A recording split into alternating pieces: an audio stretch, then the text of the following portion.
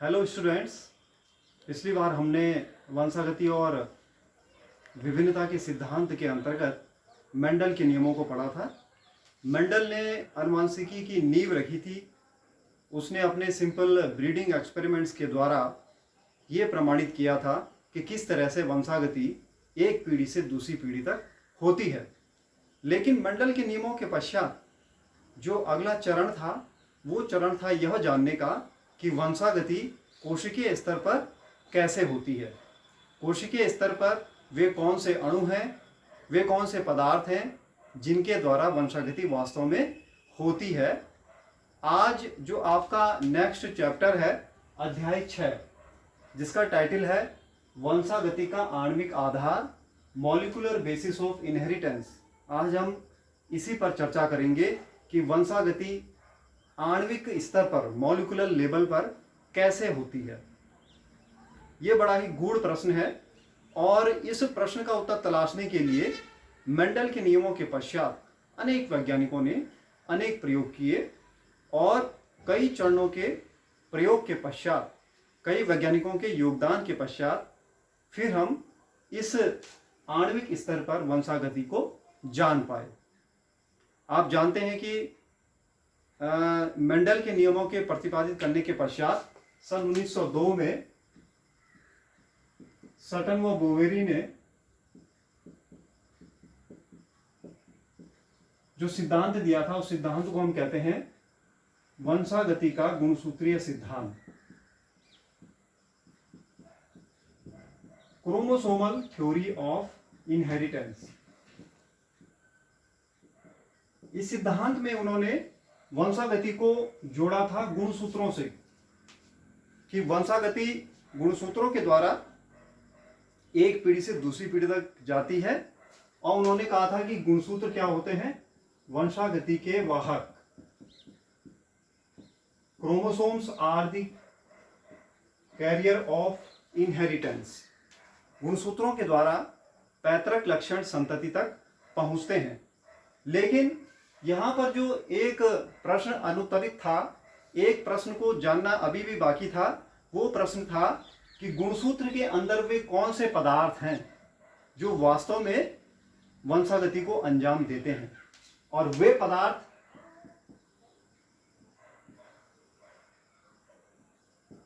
क्या कहलाएंगे?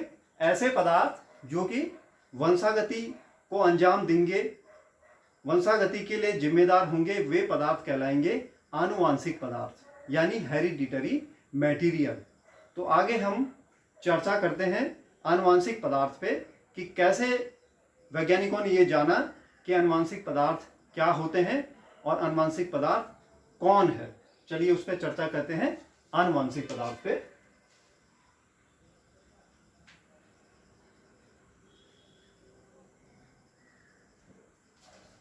गुणसूत्र के अंदर अवश्य ही कोई आनुवांशिक पदार्थ है जो कि पैतृक लक्षणों को संतति तक पहुंचा रहा है।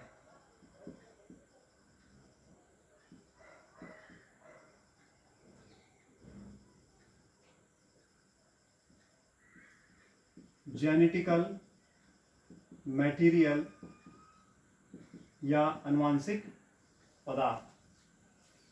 अब आनुवांशिक पदार्थ का जो क्राइटेरिया है, आनुवांशिक पदार्थ के जो गुण हैं, पहले हम उस पर चर्चा करते हैं कि अगर किसी पदार्थ को हम आनुवांशिक पदार्थ मानते हैं तो उसमें क्या गुण होने चाहिए। सबसे पहला गुण जो बताया गया है वो है कि आनुवांशिक पदार्थ में प्रतिकीर्तिकरण की क्षमता होनी चाहिए।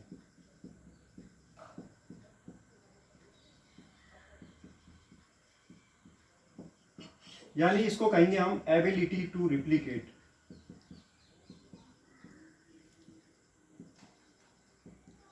प्रतिकीर्तिकरण की क्षमता से क्या आशय है? प्रतिकीर्तिकरण की क्षमता से आशय है कि उस पदार्थ में अपनी जैसी प्रतिलिपि बनाने की क्षमता होनी चाहिए। यह क्यों आवश्यक है? क्योंकि जब भी कोशिका विभाजित होती है तो आनुवांशिक पदार्थ जो है 50-50% जो है दोनों कोशिकाओं में जाता है, दोनों संतति कोशिकाओं में वो चला जाता है।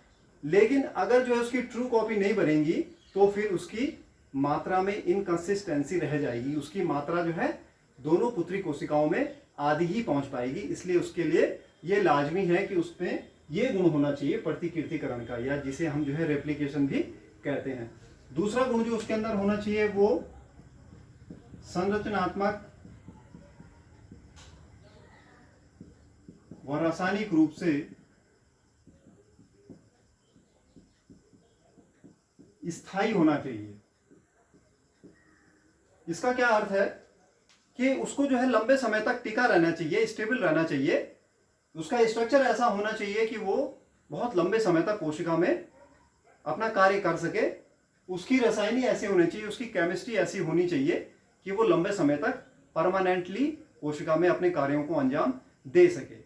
It must be structurally and chemically stable. तीसरा जो उसका गुण है, इसको हम लिख लेते हैं, structurally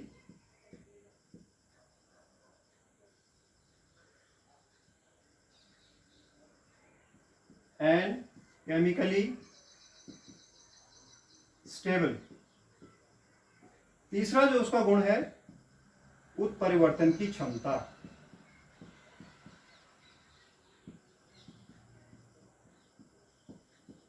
ability to mutate.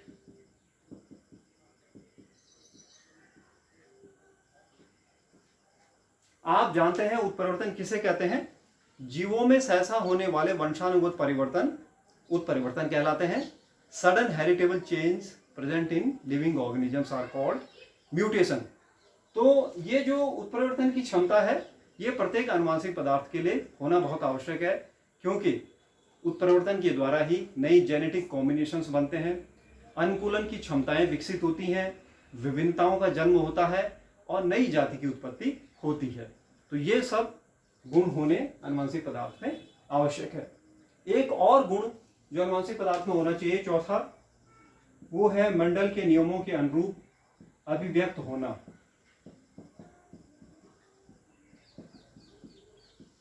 Mendel के नियमों के अनुरूप अभिव्यक्त होना, that means to express according to Mendel's laws.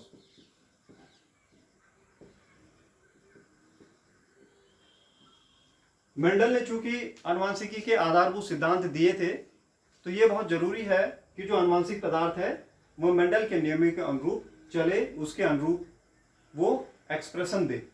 तो ये चारों गुण जो है जिस पदार्थ में पाए जाएंगे, चारों के चारों, इसमें कोई कमी नहीं हो सकती है, चारों के चारों गुण न्यूनतम रूप से एक पदार्थ में अगर पाए जाएंगे उसी को हम आनुवंशिक पदार्थ मानेंगे।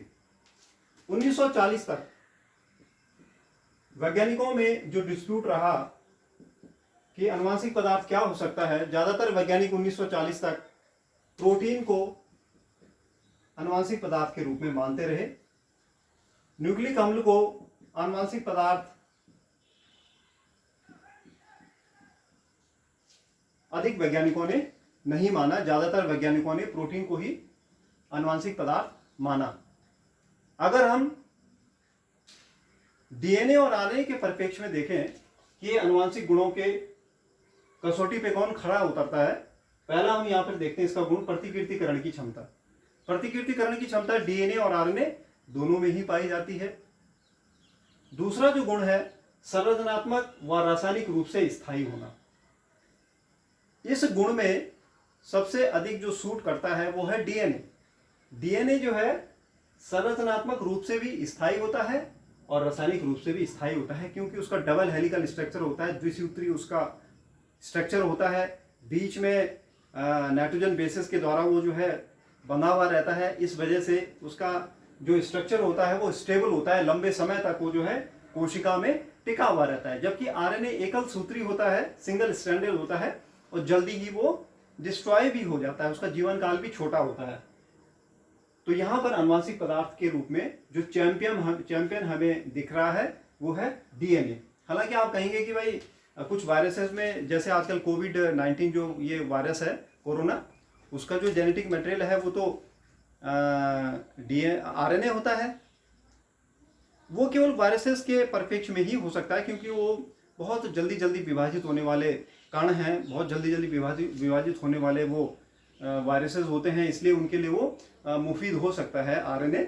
लेकिन largely in most of the living organisms आनुवंशिक पदार्थ डीएनए के रूप में ही है, ये हम सब जानते हैं। तीसरा, उत्परिवर्तन की क्षमता तो डीएनए में होती ही है। और चौथा, मेंडल के नियमों के अनुरूप जो अभिव्यक्त होता है वो डीएनए ही होता है। तो अभी तो हम मान रहे हैं कि डीएनए आनुवंशिक पदार्थ है, लेकिन केवल मानने से ही जो विज्ञान यह स्वीकार नहीं करता है, इसके लिए प्रमाण की आवश्यकता होती है, प्रयोगों की आवश्यकता होती है। तो अगले वीडियो लेक्चर में मैं आपको बताऊंगा कि डीएनए के आनुवंशिक पदार्थ होने के पक्ष में क्या क्या प्रयोग किए गए। वे 3 प्रयोग थे। पहला प्रयोग ग्रिफिथ के द्वारा किया गया था, दूसरा प्रयोग एवरी, मैकलियोड और मैककार्टी के द्वारा किया गया, और तीसरा जो अंतिम प्रयोग था जिसने कि डीएनए को सर्वमान्य रूप से आनुवंशिक पदार्थ सिद्ध किया, वो प्रयोग किया गया था हर्शे व चेज के द्वारा। तो इन प्रयोगों को हम नेक्स्ट वीडियो लेक्चर में समझेंगे। आज हमने आनुवंशिक पदार्थ के संबंध में बेसिक जानकारी हासिल करी। आशा है आपको यह अच्छी तरह समझ में आया होगा। धन्यवाद।